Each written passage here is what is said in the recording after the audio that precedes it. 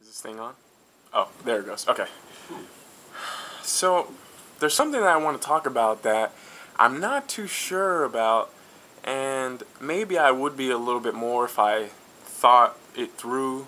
But it was just something that popped in my head, and I was like recording on my phone, and then I was like, scratch this. I'm just gonna make a video about it. But there's this thought that came to mind. We talk about these sort of different aspects of our consciousness. We talk about the base instinct, where we make quick, hasty judgments with not enough information, and then it takes our conscious awareness. It takes our the neocortex, prefrontal cortex, new brain, to reevaluate and think more deeply about the matter. And there's like this dilemma that human beings face where the instinct causes us to act more spontaneously. And there are many examples of this, but one personal one is sometimes like, okay, I have this vision of where I want to take things, where I want to take my life, how I want to, grow a business and that sort of thing. And so along the way, while doing research, you gather all these materials and you make these bookmarks of web pages and stuff that you need to buy, different maybe software, services, products and stuff that are going to help you either learn the skill or develop and go towards this.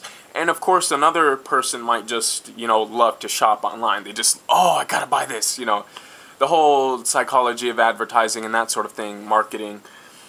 And so there are just certain days or opportunities when, maybe my resources are a bit more depleted, that it takes a lot more conscious effort for me not to click that one-click buy button, not to just, blow all the money on these things.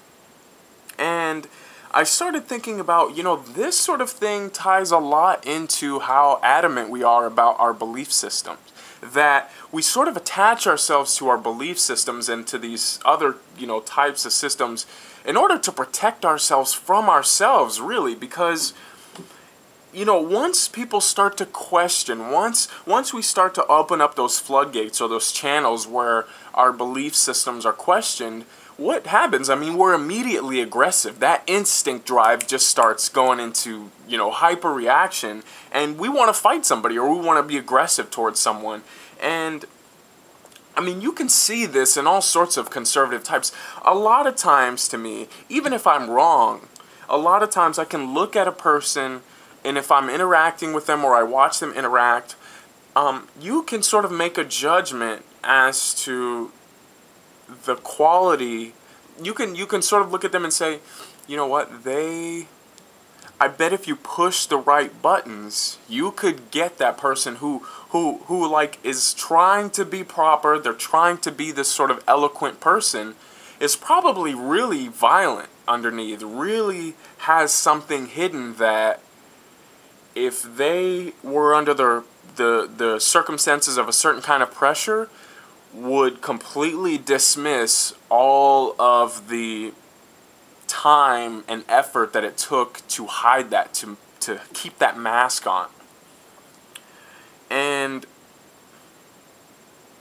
I don't really know. I just wanted to talk about this because I just thought, it's just so crazy. It's so crazy the way our mind operates, and that counterintuitively, you have to fight your urges. You have to go against your primary instincts in order to see sort of the bigger picture and,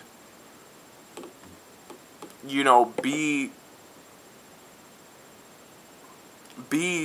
your sort of higher self. Because otherwise, you're just an animal. You're just driven off these instincts.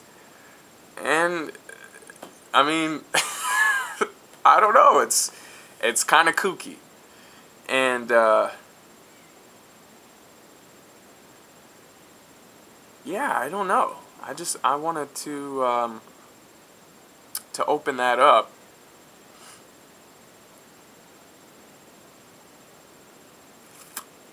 I hate that there's this silence, but that was sort of like the end of the thought.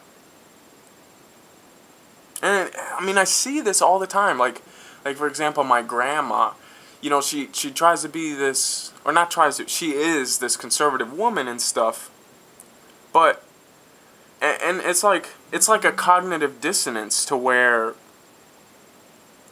she's so convinced of her frugality. It's probably frugality, and ability to save money and not spend, and that sort of ties into her, you know, moral views and that sort of thing, and just her understanding of life. And then I just know that I could turn on this switch and start asking and probing into all these questions, and the reaction that I would get immediately is her putting her hand on her hips. It's sort of like, this kid is really questioning you know, my authority or that sort of thing. And I mean, it would gradually probably escalate into something else, but it's like a lot of times I just let it go, because I'm like, you know, you're so convinced that it's pointless to even have a conversation. You're not the kind of person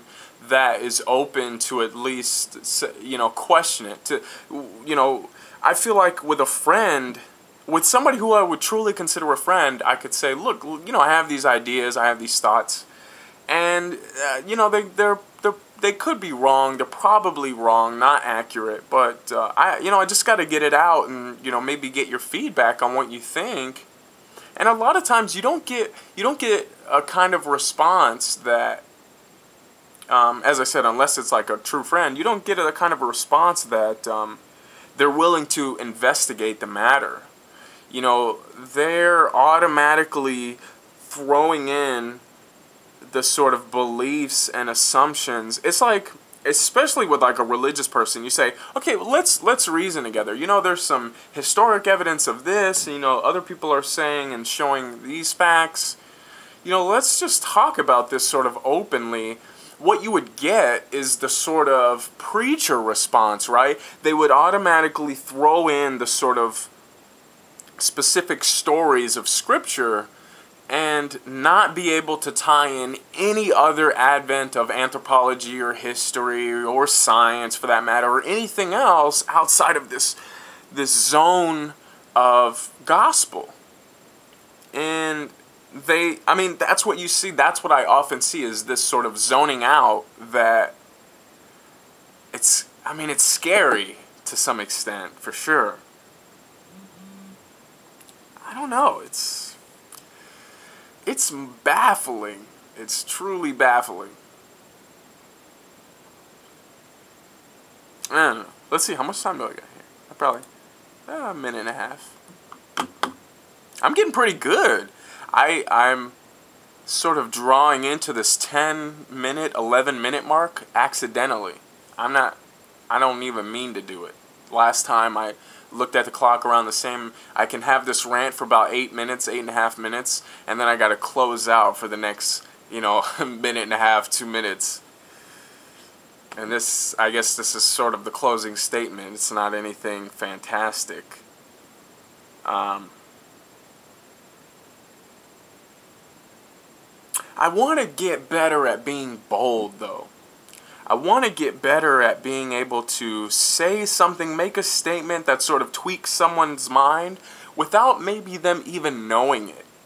That you can just say something that sort of infiltrates their way of thinking, and they sort of have this, something goes off, and they don't know quite what it is, and, you know, then you go your separate ways, and you just know, or maybe you don't know, but that person knows or now has to deal with whatever is being incepted. Because this sort of thing happens to me all the time, you know.